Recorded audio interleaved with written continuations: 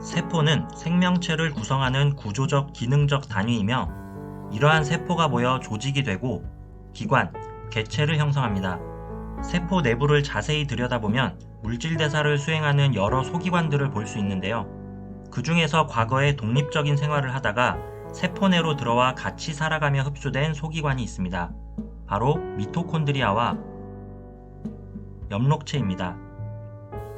미토콘드리아는 산소호흡을 통해 유기물을 분해하고 이산화탄소를 방출하며 에너지를 공급하여 물질 대사가 원활히 일어날 수 있도록 도와줍니다. 엽록체는 이산화탄소를 흡수하고 광합성을 통해 고에너지의 유기양분을 만들어 자신과 생태계에 공급하는 역할을 합니다. 어찌 보면 미토콘드리아와 엽록체는 대사산물을 맞교환하는 상리공생 관계로도 볼 수 있습니다. 그렇다면 이들이 원래는 세포 밖에서 독립생활을 했다는 증거는 무엇일까요?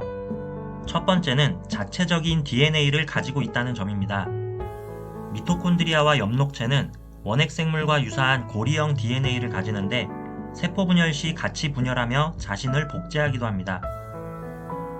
두 번째는 자체적 리보솜을 가지고 있다는 것입니다.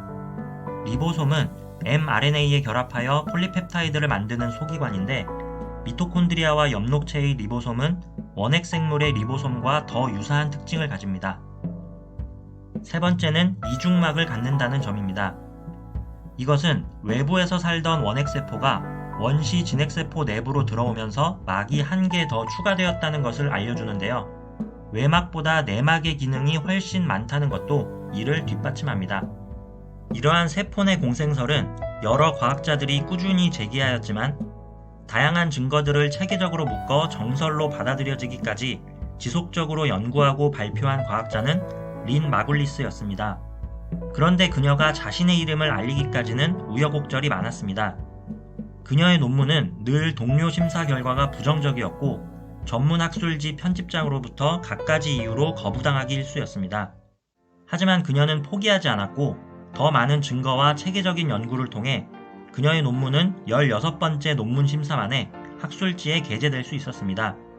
그녀는 미토콘드리아와 엽록체의 세포 내 공생설 외에 한술 더 떠서 진핵세포의 탄생을 세포융합과 공생으로 설명했는데요.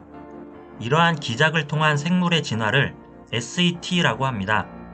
요약하면 현재 진핵세포의 바탕물질은 서머플라스마류와 같은 호열산 고세균에서 유래했으며 선모, 정자꼬리, 중심립 같은 소기관은 스피로에타 같은 유형 세균과의 결합에 의해 생겼습니다. 미토콘드리아는 프로테오박테리아에서 진화했고 엽록체는 시아노박테리아에서 진화했습니다. 물론 2단계의 경우 더 많은 증거와 연구가 필요합니다.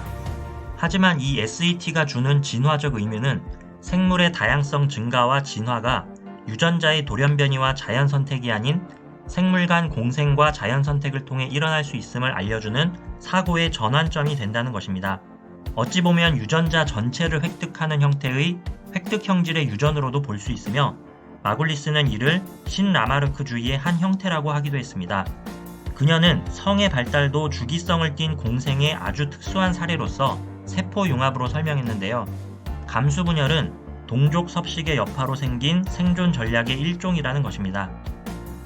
원생생물은 환경이 생존에 불리하게 작용하면 동족을 먹어 염색체 수를 2벌로 늘리고 세포질의 양도 2배로 늘려 궁핍의 시기를 견뎌나가다가 환경이 다시 좋아지면 염색체 수를 반으로 줄여 반수체로 복귀한다는 것인데요.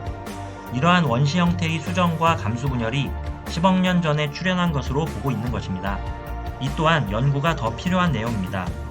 진화란 생명의 나무가 분지하는 과정이지만 세포 내 공생을 생각하면 분지된 가지가 다시 융합하는 과정으로도 볼 수 있습니다.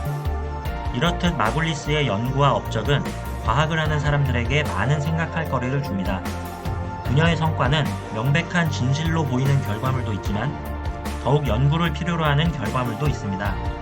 이는 생물의 방대한 다양성을 설명하는 진화론을 특정 관점으로만 고집하여 바라보는 것이 아닌 다양한 관점으로도 볼 수 있는 시각을 가질 수 있도록 하며 15번이나 거절당하면서도 끝까지 포기하지 않고 진실을 밝히고자 하는 진정한 과학자의 모습을 보여줍니다. 이처럼 과학적 성과는 고정관념을 버리고 다양한 가능성을 염두에 두며 포기하지 않고 진실을 탐구하려는 정신에 대한 보상이라고도 할 수 있겠습니다.